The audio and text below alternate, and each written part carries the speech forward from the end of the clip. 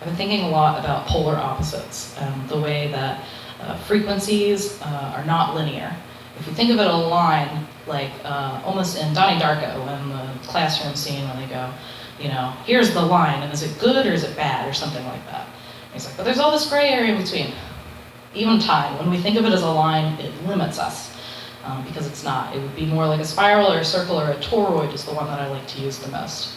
A toroid was a big thing. Anyway, I'll make a different thing about that. So on opposite sides of the toroid, it's not such a line, and so it makes more sense when love and hate can be, or fear, I should say, not hate, love and fear, are polar opposite things that are actually the same vibration. They're just extremes of either side. So a lesser example would be nervous energy and excited energy feel pretty much the same in your body, don't they? But we think of them, the construct that goes with it mentally is different, and therefore we label as, oh, this is a bad feeling, or this is a good feeling. But it's not, and I was taught by Sierra from 600 Pounds of Sin that you can switch it. You can mentally, that was my first experience with fake it till you make it and law of attraction. That you can go, okay, well, you're having this feeling. You can convince yourself that that feeling is excitement and not nervousness. And you can stand on a stage and not shake, or shake in a good way. And that took time and practice, but I got there. So that I think was my first example. Other ones that have come up recently are guilt and innocence, or truth and lies, or attention and intention. Intention. The idea that if honesty is coming up for you, then lies is a theme in your shadow. Lies is coming up with you, then honesty is a theme. If guilt is coming up, it's time to be aware of your own innocence. Now, it seems almost to me that we need reflections to do this, because when I realized the other day that I was dealing with feelings of guilt, when I said, what is this? What does this sound like to you? As I wept easily, and she said, oh, that sounds like guilt. And I said, gosh, what is the opposite of guilt? And it took me, we stood there for a while, and I thought as hard as I can, and I can think pretty hard, and I couldn't think of anything. And she goes, well, I think I know what it might be. And I said, oh my gosh, please tell me. And she goes, it's innocence. And I was like, that's one you think I would have thought of. Like, that's pretty common. But the idea that when you're in the polar opposite of a vibration, it's like looking at the other side of the world. You can't see that from where you're at. You have to get a different perspective, and we give that to each other through communication, through music, through art. Without each other, we would probably be a lot simpler and happier and calmer, but we wouldn't be able to see ourselves at all. Gosh, in these ways, our reflection is very important to me.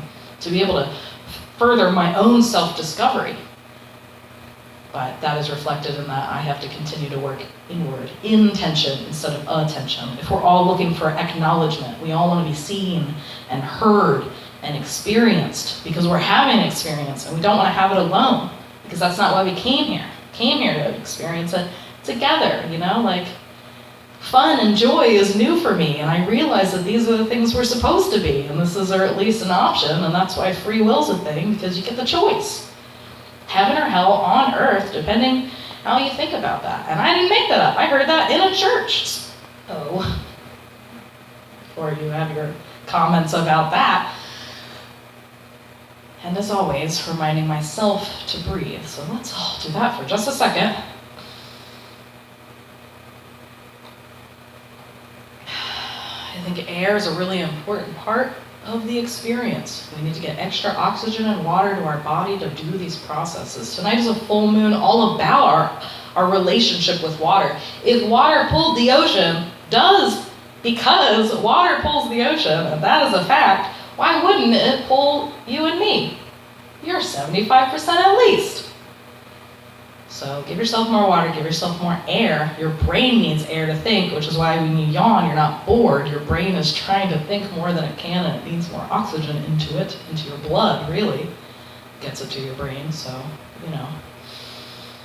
But to remember not to do it, at least for me, so outwardly, because I get to be like, you need to breathe, and it's really just me trying to be like, hey, Tiffany, you should probably breathe. Oh, yeah.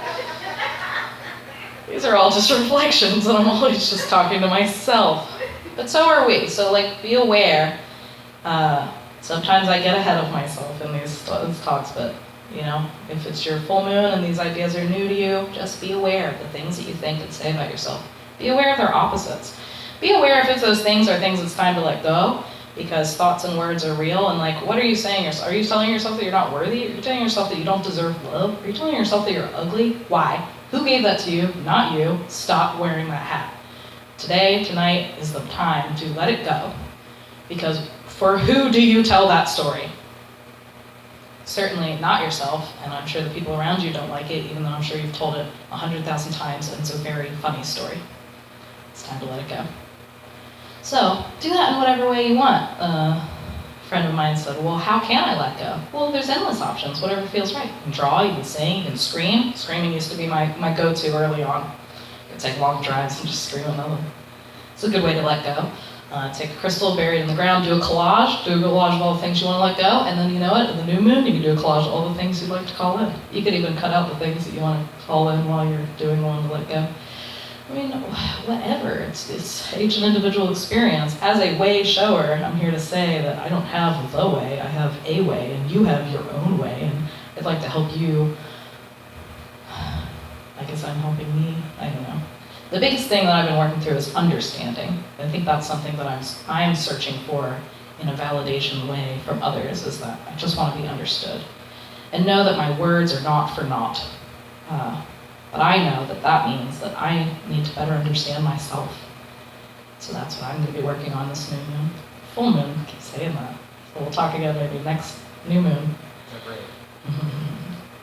Remember, it takes 21 days to create a new habit, so if this thinking is difficult at first, know it gets easier every day. And I'm not asking a lot, I'm asking awareness, and I'm not asking it for me anyway. Awareness of one thought a day that does not serve you, and to give it its opposite. So if it's, nobody loves me, you can at the very least look yourself in the mirror and say, I love you. And you don't have to at first, but over time, you'll know that it's true. Happy full moon, happy fall. I guess that's